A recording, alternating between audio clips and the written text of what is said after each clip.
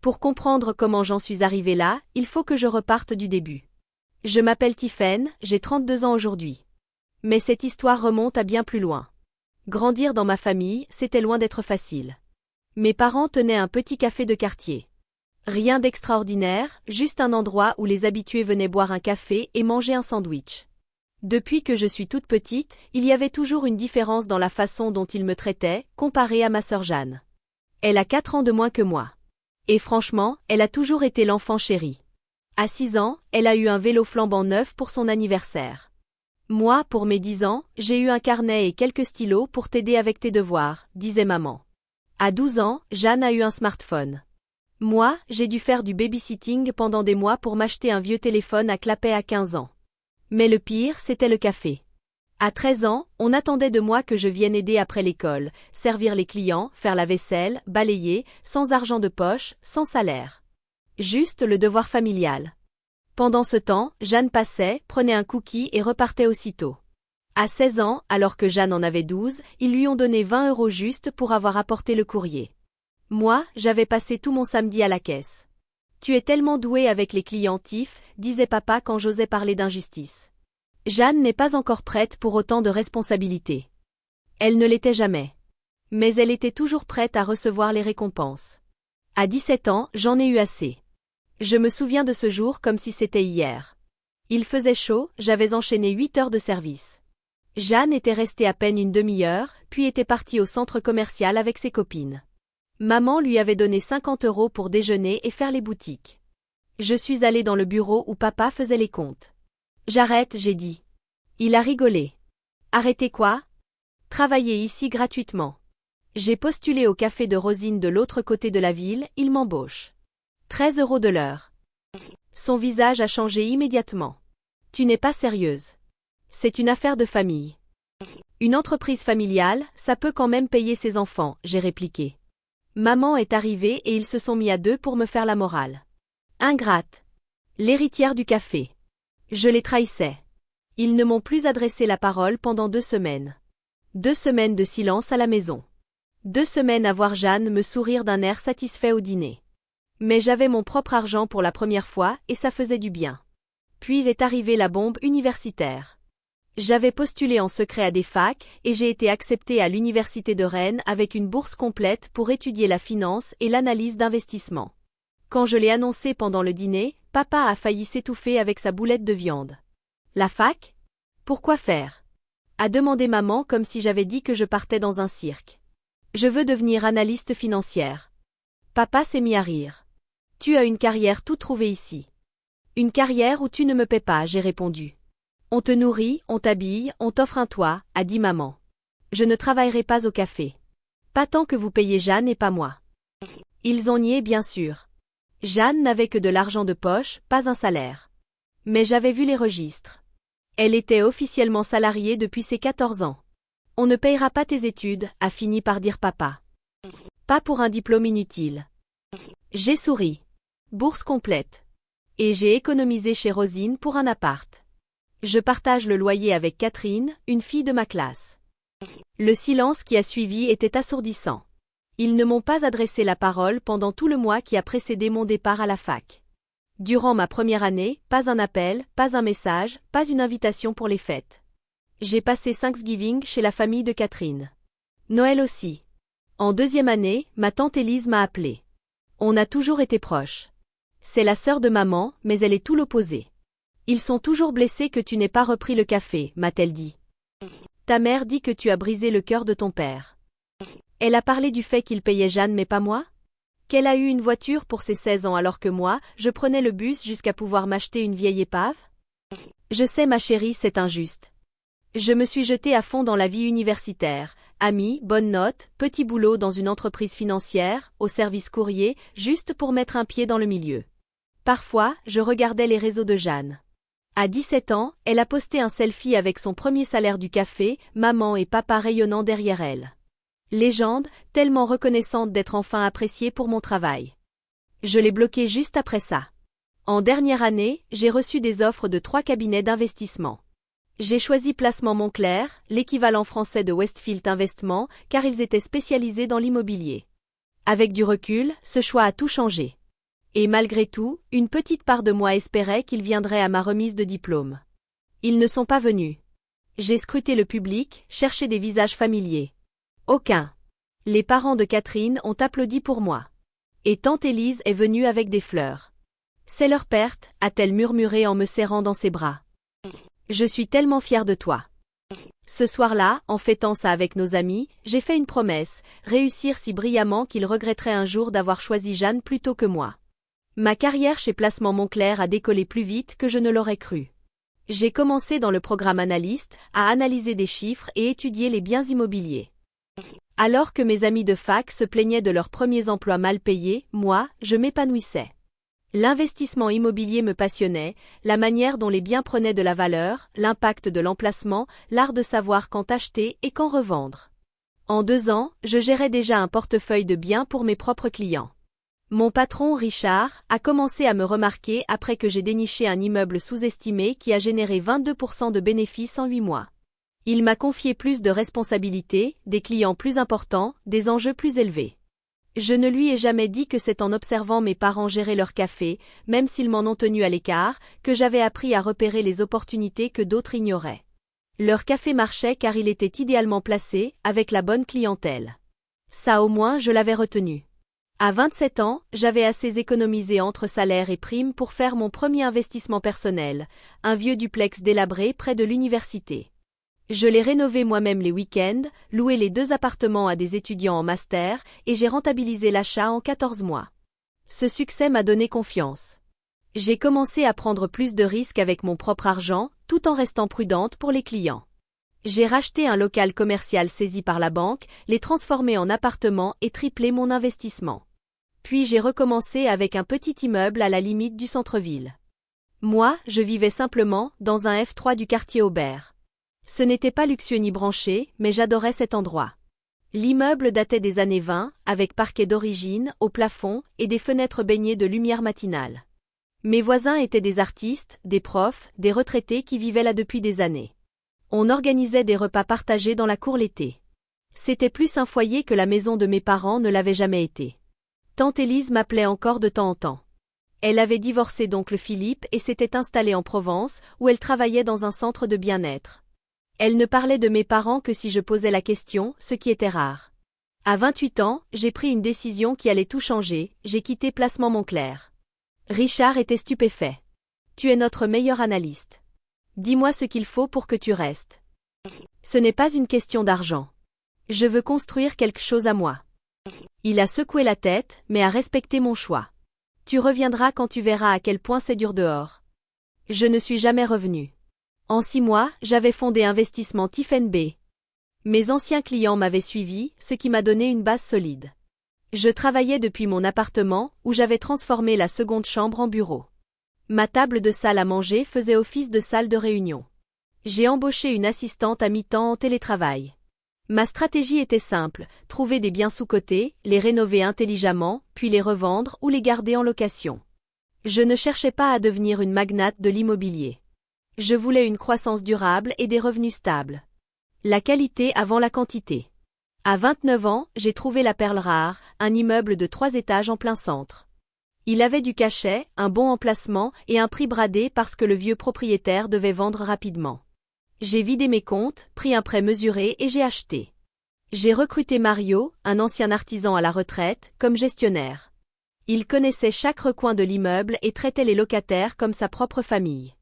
Il s'occupait du quotidien pendant que je me concentrais sur l'aspect investissement. Ma routine s'était stabilisée, lever tôt, café, travail dans mon bureau à domicile. Je déjeunais souvent à l'épicerie du coin, le patron connaissait mon plat préféré par cœur. Le soir, je passais en revue mes dossiers, planifiais les rénovations ou dînais avec des amis. Je n'étais pas riche selon les standards de la ville, mais j'étais indépendante et mon patrimoine grandissait. Mon immeuble était presque entièrement loué à des locataires fiables et je cherchais déjà la prochaine opportunité. Personne dans ma famille ne savait que j'avais réussi. Pour eux, j'avais disparu après l'université. Parfois, je me demandais s'ils parlaient encore de moi, s'ils regrettaient comment les choses s'étaient terminées. Mais ces pensées ne duraient jamais. J'avais construit une vie sans eux et elle me convenait. Puis, 2 jours après mes 30 ans, une notification inattendue s'est affichée sur mon téléphone, un message privé de Jeanne sur Instafam. Je ne l'avais pas bloqué sur ce réseau-là, que j'utilisais rarement. Coucou grande sœur. Je sais, ça fait une éternité. Je vais avoir 26 ans le mois prochain et j'organise un dîner d'anniversaire au café. J'aimerais vraiment que tu sois là. Aucun stress. Ce serait juste sympa de te revoir après tout ce temps. Je suis restée longtemps à fixer ce message. Pourquoi maintenant? Après 10 ans de silence. Une part de moi voulait l'ignorer, faire comme si je ne l'avais jamais lu. Mais une autre, peut-être celle qui se souvenait encore d'avoir été la grande sœur, était curieuse. Après 3 jours de réflexion, j'ai répondu. Merci pour l'invitation. À quelle heure dois-je venir? Elle m'a envoyé les détails aussitôt, comme si elle avait peur que je change d'avis. Vendredi soir, 19 h, au café familial. Tenue décontractée. Mais qu'offre-t-on à une sœur qu'on n'a pas vue depuis 10 ans? J'ai opté pour un bracelet en argent d'une créatrice locale. Joli, sans être excessif. Personnel, sans être trop intime. Le soir de la fête est arrivé trop vite. Je me suis retrouvée devant le café, regardant à travers les vitres la foule déjà rassemblée. J'ai tout de suite reconnu mes parents. Papa avait perdu des cheveux, maman avait plus de cheveux blancs, mais sinon, rien n'avait changé. Jeanne était au centre de l'attention, entourée de gens que je ne connaissais pas, riant à gorge déployée. Entrer dans ce café, c'était comme remonter le temps. La disposition était la même si la déco avait été rafraîchie. L'odeur familière du café et des viennoiseries m'a replongé dans de vieux souvenirs, pas tous agréables. Le brouhaha a cessé petit à petit. Ma mère a porté sa main à sa bouche, les yeux embués. Papa est resté figé, sa tasse à mi-chemin vers ses lèvres. Tiphaine. Jeanne s'est précipitée vers moi, m'a serré dans ses bras. Tu es vraiment venue. Je lui ai rendu son étreinte, un peu raide, en lui tendant le cadeau emballé. Bon anniversaire. Maman s'est approchée lentement, les larmes aux yeux. Ma chérie, a-t-elle murmuré en me prenant dans ses bras. Papa s'est joint à l'accolade, me tapotant l'épaule, comme s'il ne savait pas comment me toucher autrement. Tante Élise n'avait pas exagéré. Il ne pensait vraiment pas me revoir un jour. Tout le monde a annoncé Jeanne, je vous présente ma sœur Tiphaine. On m'a présenté à des cousins dont je n'avais que de vagues souvenirs, à des amis de Jeanne que je ne connaissais pas et à quelques clients habitués qui m'avaient vue adolescente. Tous posaient les mêmes questions. Où j'habitais? Ce que je faisais? Si j'étais mariée? Je suis indépendante, ai-je répondu à propos de mon travail. Je gère des projets financiers pour des clients. Pas totalement faux. Mais assez flou. Tu habites où? A insisté Jeanne. Rue des Ormes, ai-je dit. Elle a légèrement plissé le nez. Ce n'est pas vraiment le meilleur quartier, non? J'aime bien. Les voisins sont sympas, ai-je haussé les épaules. Au moment du dîner, je me suis retrouvée assise entre ma mère et une cousine. Papa me lançait des regards réguliers, comme pour vérifier que j'étais toujours là. Les conversations fusaient autour de moi, pleines de souvenirs communs, auxquels je n'appartenais pas. Quand le dessert est arrivé, papa s'est levé, levant son verre. À notre fille cadette, pour ses 26 ans, a-t-il commencé. Ta mère et moi sommes tellement fiers de la femme d'affaires que tu es devenue. Grâce à toi, ce café a dépassé toutes nos espérances. Tout le monde a applaudi. J'ai applaudi moi aussi poliment. Contrairement à d'autres, a-t-il poursuivi, en jetant un bref regard dans ma direction, Jeanne a compris la valeur des traditions familiales. Elle a fait preuve de responsabilité en reprenant l'entreprise familiale. Un silence gênant s'est installé. Tous les regards se sont tournés vers moi. À Jeanne, ai-je dit en levant mon verre pour détendre l'atmosphère. Joyeux anniversaire. Le moment est passé, mais le message était limpide, j'étais toujours la déception de la famille. Pendant toute la soirée, Jeanne a glissé des remarques sur son café, les nouveaux plats au menu, la rénovation de la cuisine, les bénéfices en hausse. Maman et papa buvaient ses paroles, sourire aux lèvres. Quand quelqu'un a demandé comment s'était passée ma vie étudiante, maman a changé de sujet aussi vite qu'un éclair. Quand je suis rentrée chez moi, épuisée d'avoir du sourire à travers les pics et les sous-entendus, je me suis affalée sur le canapé. Puis j'ai éclaté de rire jusqu'aux larmes, en imaginant leur tête s'ils connaissaient la vérité sur ma situation financière. Contre toute attente, mes parents m'ont appelé le lendemain. Puis encore, quelques jours plus tard. Ils voulaient dîner ensemble, reprendre contact. J'ai accepté quelques visites, plus par curiosité que par attachement. Ces repas familiaux sont devenus une sorte de rituel étrange. Jeanne était presque toujours là, régnant sur la conversation avec ses histoires de gestion du café. Mes parents buvaient ces mots et se tournaient parfois vers moi avec des questions de politesse sur mon travail de freelance. Je continuais à jouer le rôle de la travailleuse indépendante modeste. Ce n'était pas de la dissimulation, juste un choix, je ne voulais pas partager ma vraie vie avec des gens qui ne s'y étaient jamais intéressés pendant 10 ans. Qu'ils croient ce qu'ils veulent. Un dimanche, maman m'a appelé avec une demande inattendue. On aimerait voir où tu vis. On est curieux de ton appartement. J'ai hésité, puis j'ai fini par dire oui. Mon logement n'était pas luxueux, mais il me ressemblait, mobilier épuré, quelques œuvres d'art, peu de choses mais de qualité. Le week-end suivant, ils sont arrivés, maman, papa et Jeanne, scrutant chaque recoin avec un regard difficile à cacher. C'est chaleureux, a dit maman. Ce qui, dans notre langue familiale, voulait dire petit. Jeanne a fait le tour, touchant les objets, fouinant partout. Ces immeubles sont si vieux, a-t-elle lâché en passant un doigt sur ma bibliothèque. Et tu n'es même pas dans le centre-ville. Tu ne voudrais pas quelque chose de plus moderne? J'aime les lieux qui ont du caractère, j'ai répondu. À chacun ses goûts, a-t-elle dit, avec un sourire qui ne touchait pas ses yeux. Papa m'a posé des questions sur mes voisins, mon trajet, la sécurité du quartier. La visite a duré 1 heure inconfortable, avant qu'ils ne repartent, pour un dîner au restaurant, sans m'y inviter. Après leur départ, je me suis assise dans mon appartement silencieux, me demandant pourquoi j'avais laissé ces gens revenir dans ma vie. Rien n'avait changé. Jeanne restait l'enfant modèle. Moi, j'étais toujours la honte familiale. La seule différence, c'était qu'à présent, ils voulaient préserver une relation, en surface. Peut-être par devoir social. Ou pour soulager leur conscience. 2 semaines plus tard, je passais en revue des documents de locataires dans mon bureau à domicile quand un nom familier attira mon attention, Burke J., nouvelle locataire du logement 3B, dans mon immeuble du centre-ville. Jeanne Burke, ma sœur. J'ai immédiatement appelé Mario. La nouvelle locataire du 3B. Jeanne Burke. Tu peux m'en dire plus? Une jeune femme très gentille, m'a-t-il répondu. Elle bosse dans un café en ville. Elle a dit vouloir se rapprocher de son travail. Elle a signé un bail d'1 an, il y a 3 mois. Y a un souci? L'ironie était presque trop belle. Ma sœur, l'entrepreneuse à succès du café familial, louait un appartement dans un immeuble que je possédais. Elle l'avait probablement choisi pour l'adresse prestigieuse du centre-ville, sans savoir que sa sœur qu'elle méprisait en était la propriétaire. J'ai tellement ri que Mario m'a demandé si tout allait bien. La vie a continué, avec ce secret savoureux. J'ai assisté à un autre dîner de famille où Jeanne se plaignait d'une hausse de loyer. Mais bon, l'emplacement en vaut la peine, ajouta-t-elle fièrement. Je vis maintenant dans l'immeuble Rivière. J'ai hoché la tête avec sympathie, en retenant un sourire. Puis est arrivée l'invitation qui allait tout changer. Maman m'a appelé. On organise une petite fête spéciale en famille. On célèbre les 10 ans de Jeanne au café.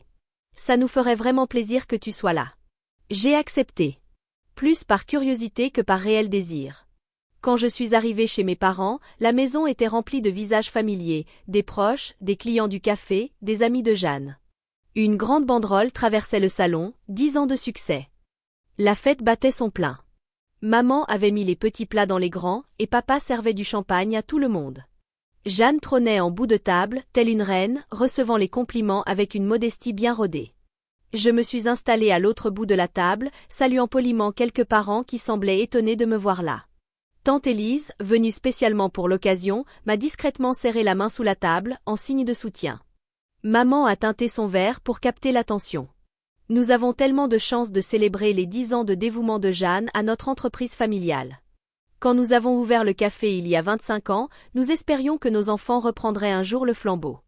Jeanne a dépassé toutes nos attentes. Les toasts se sont succédés, tous plus dithyrambiques les uns que les autres. Papa a parlé du sens des affaires de Jeanne, de ses résultats, des bénéfices en hausse de 30%, de la façon dont elle avait modernisé le café tout en conservant son charme. Ce qui nous rend particulièrement fiers, ajouta-t-il en me lançant un regard appuyé, c'est que Jeanne a su reconnaître la valeur de la tradition familiale. J'ai souri, crispé, en sirotant mon vin. Au fil des coupes de champagne, Jeanne devenait de plus en plus expansive. Les joues roses, elle racontait ses anecdotes professionnelles, faisait rire tout le monde, se faisait admirer. Puis elle s'est tournée vers moi. Alors Tiff? Tu fais toujours ton petit boulot de freelance dans ton appart de poche? La table est devenue silencieuse. Tous les regards se sont braqués sur nous. Toujours, ai-je répondu calmement. Tu sais, a-t-elle poursuivi en faisant tourner son verre, je viens de louer un superbe appartement en centre-ville, dans l'immeuble Rivière. Dernier étage. Vue sur la ville. Elle a fait un geste théâtral. L'adresse la plus prestigieuse de la ville. Elle le mérite, a approuvé maman. Elle travaille si dur. Et pendant ce temps, a repris Jeanne, le ton plus acerbe, ma sœur diplômée vit dans un vieux bâtiment rue des Ormes, bosse de chez elle à, comment tu appelles ça déjà? Des expéditions financières? J'ai acquiescé, le visage neutre. Jeanne a éclaté d'un rire trop fort. Faisons les comptes, veux-tu? Moi, je dirige une entreprise florissante. Je vis dans le plus bel immeuble de la ville. Je suis respectée. Et Tiphaine? Elle est allée à la fac avec une bourse parce qu'elle refusait de bosser au café, elle travaille dans un job vague depuis chez elle et vit dans un quartier moyen, dans un appartement moyen. Elle s'est penchée vers moi, les yeux plantés dans les miens. Admets-le, Tiff. Tu t'es trompée. Tu es un échec. Une déception. Une ratée. Un silence de glace a envahi la pièce. Tous attendaient ma réaction. Un instant, j'ai envisagé de me lever et partir. Ces gens ne m'avaient jamais respecté. Leur opinion ne devrait pas m'atteindre. Mais 10 ans de mépris, de silence, de jugement, ont refait surface. Alors, calmement, j'ai ouvert mon sac. J'en ai sorti une chemise cartonnée que j'avais emportée pour le travail. À l'intérieur, des documents de propriété, dont les papiers du fameux immeuble Rivière. Je l'ai posé sur la table et je l'ai fait glisser vers Jeanne. Regarde, ai-je dit tranquillement. Son visage s'est crispé en ouvrant le dossier. Ses yeux se sont agrandis à mesure qu'elle lisait. C'est quoi ça? A-t-elle murmuré. Les titres de propriété de l'immeuble Rivière, ai-je répondu. Celui où tu loues ton prestigieux appartement? Papa a froncé les sourcils. Et alors? Qu'est-ce que ça prouve? Je me suis tournée vers lui. Regarde le nom du propriétaire, en première page. Le visage de Jeanne a blêmi. Maman a saisi les documents, les a lus lentement, puis m'a regardée, bouleversée. C'est écrit. Investissement Tiphaine B, a-t-elle murmuré. La table s'est remplie de murmures. Papa a arraché les papiers, les examinant comme s'il cherchait un faux. C'est impossible. Tu es freelance. J'ai souri. Je gère des investissements financiers depuis chez moi. Principalement de l'immobilier. L'immeuble Rivière fait partie de mes biens. Cela fait 3 mois que Jeanne me paie un loyer. Le silence qui a suivi était total. Jeanne ouvrait la bouche, sans qu'aucun mot n'en sorte.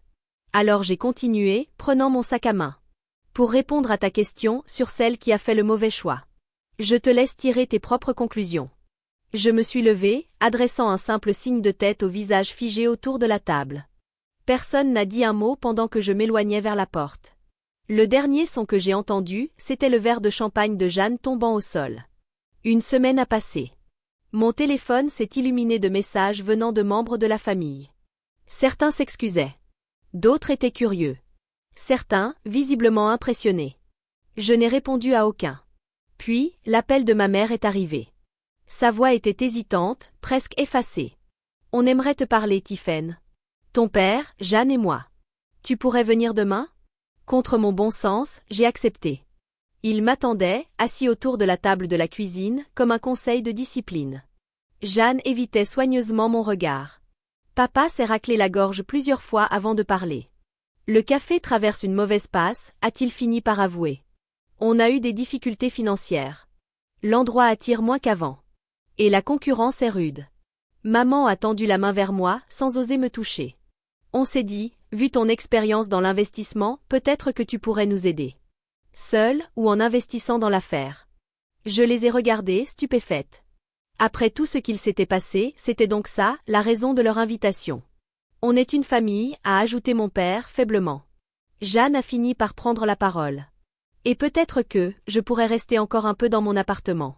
Sans payer. Juste le temps que la situation s'arrange au café. Je veux dire, c'est toi la propriétaire, donc tu ne perds pas vraiment d'argent. J'ai éclaté de rire. Impossible de me retenir. Leur culot était renversant. Alors si je comprends bien, ai-je dit, vous ne m'avez pas parlé pendant 10 ans. Quand on s'est revus, vous avez tourné en ridicule mon travail, ma vie, mon appartement. Et maintenant que vous savez que je réussis, vous voulez, mon argent? Ce n'est pas un don, a répliqué mon père raide. Ce serait un arrangement professionnel. Je me suis levée.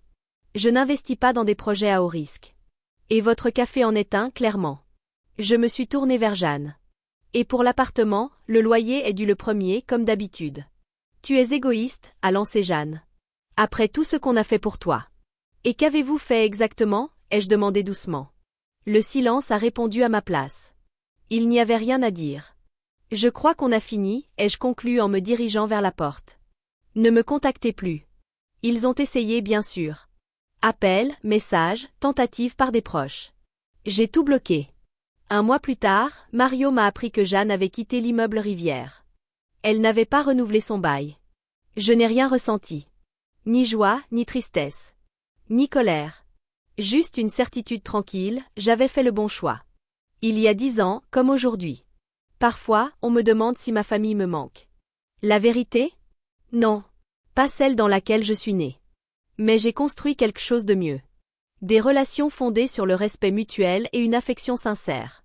Mes voisins, mes collègues, mes amis, ce sont eux, ma vraie famille. Quant à une réconciliation avec mes parents ou avec Jeanne. Honnêtement, je ne sais pas. Peut-être, un jour, s'ils arrivent à me voir tel que je suis, et non comme ce qu'ils voulaient que je sois. Mais je ne retiens pas mon souffle.